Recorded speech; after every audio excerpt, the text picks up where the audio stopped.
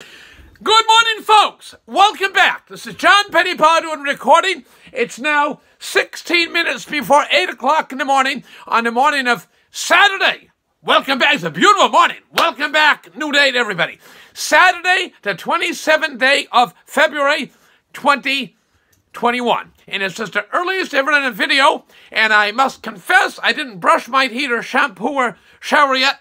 Thus, I'm wearing a cap. Not that vain, but anyway, wearing a cap. I got a few housekeeping items I want to go over first.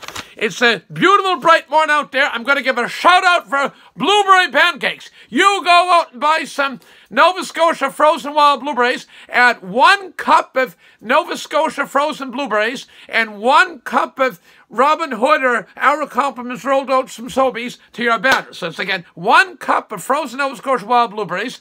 Beautiful, wonderful Nova Scotia wild blueberries. And a cup of rolled oats to your pancake batter. And you get lovely, healthy, delicious pancakes. Just beautiful. Enjoy. Bon appetit. That's the blueberries. Now, I got a call this week. Wonderful call here. Several calls, actually. Text and calls on the video I did on Nova Scotia's new premier. And they just loved the part about when I had my hard hat and the Cape Breton, or the doctor's there with his medical light on, and he says, first baby comes out, second baby, third precious baby, and the father says, husband says, God's sake, shut the light off, doctor. They're being tracked here like fireflies or moths to the outdoor stuff like. So, Lady from Ontario gave not a city slicker girl, but she's a wonderful girl, but an Ontario girl, said, I laughed so hard, John, I had to go to the bathroom. And it's expression one time to late Vince for Evelyn de Coast, saintly Evelyn de Coast, and Vince both in heaven now. She did a skit years ago in her bushy, and she was just a fantastic, talented lady. Anyway, Vince was there watching. He laughed so hard, people were laughing at Vince laughing, and they said, I laughed so hard, somebody came work next morning and said, she almost peed her pants. And that's not literally, but figuratively. That's an expression. So pretty good for girls from Ontario to know that expression. You laugh so hard you take and have to go to the bathroom. And one more quick follow-up on Premier of Nova Scotia, wonderful Cape Breton's Premier, Premier George Murray. Remember I said last week, early in the week, last Tuesday it would have been, that I believe him, Premier George Murray, at the time Liberals were in power provincially, from 1880 to 1923 over 3 different leaders.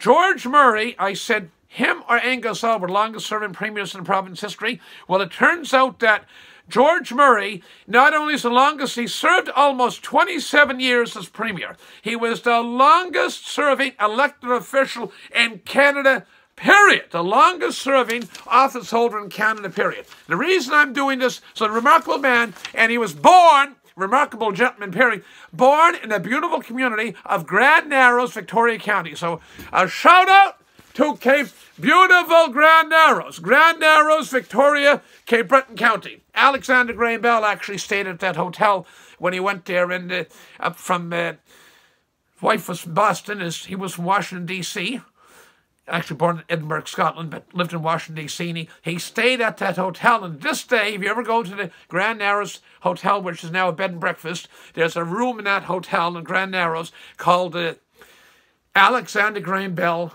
room. And that's the room that Alexander Graham Bell stayed in. Next day, the fishermen took him over to Bedeck and Benbrie, and the rest is history. They'd work in hydrofoil and stuff for the deaf and everybody. So, Premier George Murray was born a native son of Grand Narrows, Victoria County. With that, I got a wonderful message from a fine young entrepreneur, hustler, go-getter, and he said, Tyler said, John, do a video on guns. So this morning I'm doing something that I've never owned a gun. I don't know how to fire a gun, but there's a place for guns in the world, and so this is going to be John Pettipas on guns.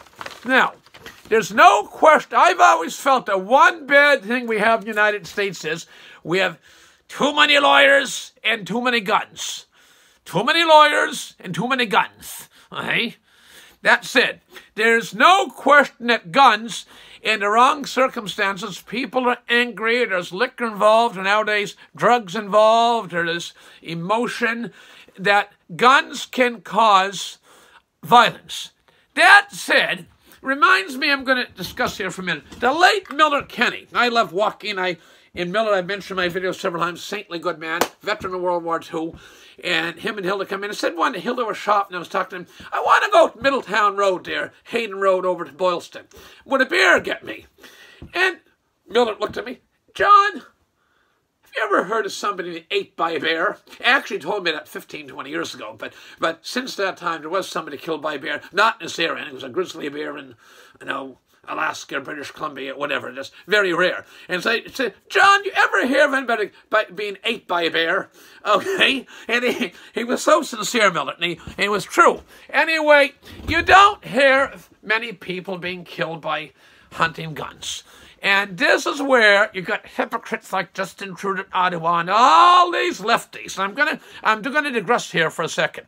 In the United States, we had people were certainly keyed up, and we had a incident happen at the Capitol buildings. That said, you have Nancy Pelosi and Chuck Schumer. They don't like walls, and I don't know how you do this, but they put up this walls around the Capitol buildings, and they keep them up till March. I'm not making this up. This is a fact. This is an accurate fact that figures something like $470 to $480 million, not $480,000, not $4.7 or $4.8 million, for almost $500 million to keep the wall up and have the National Guard in, and blah, blah, blah. Now, I'm not prejudiced or racist, but in the city of Chicago, I don't have a map, but it's not within Canberra's, I have a calendar, but it's not within Canberra's range.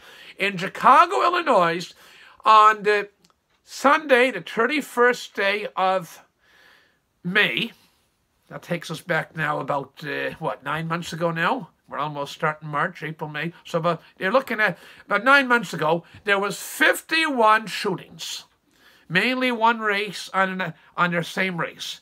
And of those 51 shootings, gun shootings, these are handguns, 17 or 18 sadly died. Sad for anybody to get shot, but even sadder for 17, 18 to die. And the media doesn't want to talk about it.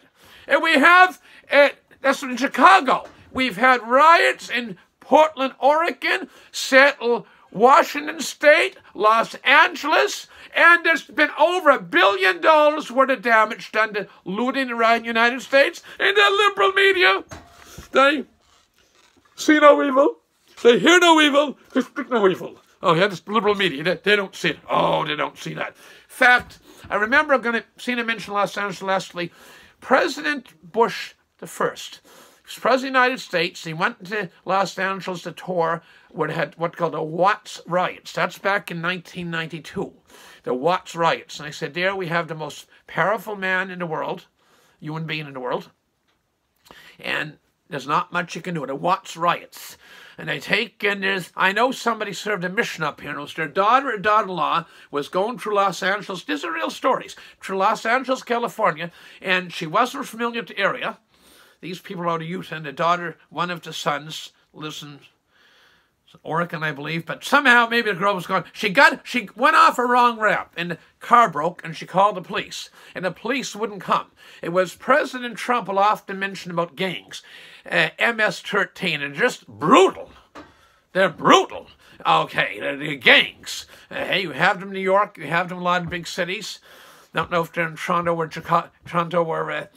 Vancouver. There's gangs in both those cities, as well here in Canada. We're not immune to it in Canada, by any means, by any stretch of imagination. Anyway, the police wouldn't come because it was such a violent part of... Now, this would have happened, I was told this in the year 2010 or so this would have happened in the last 15, 20 years. The police wouldn't go to that section of Los Angeles. Okay, it had to be out of control gun violence. Okay, by the way, we have police that around here want to do nothing. Not only around here, they seem totally.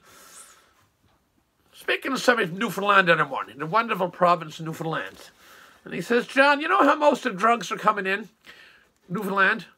We have a big problem with drug import, big problem with drugs in Nova Scotia, period. Huge problem. But we also have I say Nova Scotia's biggest export is not Michelin tire, it's not lobsters, it's not scallops, it's certainly not aggregate or gypsum by dollar value, big by volume, but not by dollar value. So it's not Michelin tire, it's not paper products. We have only one paper mill left, sad to say. It's not lobsters or scallops, high-value items. It's the amount of drugs that's landed along the coast. But the police seem totally unwilling to deal with this stuff. And a distinguished gentleman in the morning, it wasn't the purpose of the call, we're speaking about politics, and he said to me, there's coming in by couriered packages, and there's no dog sniffing them out. Of course, think of it now. It's amazing what people do. We had a call center in Hawkesbury, one of them, EDS, Ross Perot. I'm Ross, you're the boss. And after, I think it's 3 or 6 months, after 6 months, you've got 6 days. Well, up until 6 months, nobody got sick. No, it wasn't a sick day. Nobody got sick. They were on probation. After the 3 or 6, I think it was the 6-month cutoff mark, then all of a sudden people started taking 6 days. So people do what they have to do and no more, and that's too bad. Anyway, I want to get back on guns, okay? People are pissed off when you see, like, the Trudeau boy in Ottawa. Lately they're saying, is he Fidel Castro's son? I don't know. I'm not into sensationalism. I don't think so. I can tell you for sure, nobody can, and this is not the purpose of the video, nobody can tell me that Prince Harry is actual full brother of William. Just redhead is quite distinct. Harry, they share the same mother, but not the same father. And I'm getting this from all sources. I don't know what it is. I say, it looks like Fidel Castro. First, he's supposed to be Trudeau. Margaret's the mother. But anyway, that's neither here nor there. I think, but people are pissed at all the hypocrisy on gun control. Okay, now again, that's it. My personal feeling is there's too many guns out there, at least guns at the wrong circumstances. But have you ever heard, very rarely, hunting guns being used in violence? It's quite rare. I mean, we're planet Earth. You're never not going to get perfection. Okay? The United States, we have the Second Amendment. And the Second Amendment United States is fundamental to the founding of our country. And the Second Amendment basically gives private citizens the right to bear arms. Repeat that. What the Second Amendment is, gives individual private citizens the right to bear arms. Now, I've been at the Bowling Green in Buckman's Tavern in Lexington, Massachusetts. I mentioned this in my Patriots Day video back last April. And amazing place. You can say, John Pettipas went in the tavern, but I didn't drink. I didn't even have a glass of milk. It's a historical thing. And the students there was a class in there. The ladies were given a tour, all dressed up in their period costumes from the 17th, 18th century. And on that very Bowling Green at Lexington, Massachusetts, that is the founding of the United States of America. It's called the shot that was heard around the world. You've heard the expression, shot that was heard around the world? Well, the British Minutemen shot our patriots that got the gander up of the proud patriots, and it started the American Revolution. So you take countries where the government wants to take people's right to own arms away, Cuba, Venezuela, countries like that, you have a totalitarian states. So there's a place within reasonable limits where people can own firearms. I will never be convinced that anybody has to own a machine gun or whatever they call it, these cartridges that can multi-out shooting. That's for soldiers and security forces and people in extremely difficult circumstances. I don't think anybody has to own a gun, whatever you call that, cartridge or carriage that you can shoot off whatever 12, 15 rounds in one go at it. That's wrong. That doesn't make sense. But the basic right to own arms, to bear arms, that's fundamental. It's the Second Amendment, United States. You got all these hypocrites. You got AOC, Nancy Pelosi, blah, blah, blah. There is a connection. There is a connection where you want to take the guns away from people and they will take over and you'll live in a dictatorship. There's no question, no ifs or buts about it. You take the people's guns away and then you have a military police state or a totalitarian state like Cuba I don't imagine private citizens in North Korea are allowed to own guns. The military has all kinds of guns, and even nuclear weapons now, it seems. Okay, but North Korea, Cuba, Venezuela, there's lots of other countries come to mind. So anyway, I'm going to wrap this up. I've digressed a few times along the way. It's almost 8 o'clock in the morning, and I'm going to eat breakfast. I love breakfast. So all you people pissed off on this, the ones that go for gun control, there's a lot of hypocrisy out there, those people. I mean, Cain and Abel, they took in that's you go back to the Bible, they didn't have guns then. They had, caveman probably got situations. You can go on as human race went forward. Okay, now we don't allow people to own hand grenades or explosives, whatever, TNT or whatever, unless you're running a quarry or you're something like that. That's your line of work. But there is, I will grant my viewers, there's a tremendous amount of hypocrisy from the Trudeaus of the world, and the Krista Friedlands, and the Nancy Pelosi's, and the Chuck Schumers, and the liberal media. Okay, they take responsible gun owners are very good people. With that, I got another message coming in here, and I got to wrap this up. Please share this video far and wide. I want this to promote a discussion, and this is John Pettipas. Next time, wishing you all the best. God bless, and enjoy your wonderful Nova Scotia blueberries. Beautiful Nova Scotia blueberries this morning and your pancakes. And it's going to be a nice day. And thank you very much for tuning in. It's now about 2 minutes before 8 o'clock in the morning on Saturday morning, the 27th day of February 2021. This is John Pettipas' thoughts on guns and gun control, and which I'm not a big fan of. Not a big fan of gun control. And with that, I gotta go. I gotta eat breakfast. I can feel my stomach getting hungry. Thank you very much. All the best. Share the video. And subscribers. One point, I've got a real good run of new subscribers. And a lot of viewers, and there's not a viewer out there. It all goes back to the viewership. Without your viewers, this wouldn't be possible. But if you could please, there's a lot of you out there that view regularly, and I appreciate that greatly. All of you. But please press that subscribe button. It helps the channel out a great deal. If you could please press the subscribe button. I got the hours now, but I need the subscribers. I'm up to 607 hours this morning. Thank you very much. All the best. Have a good day. Thank you.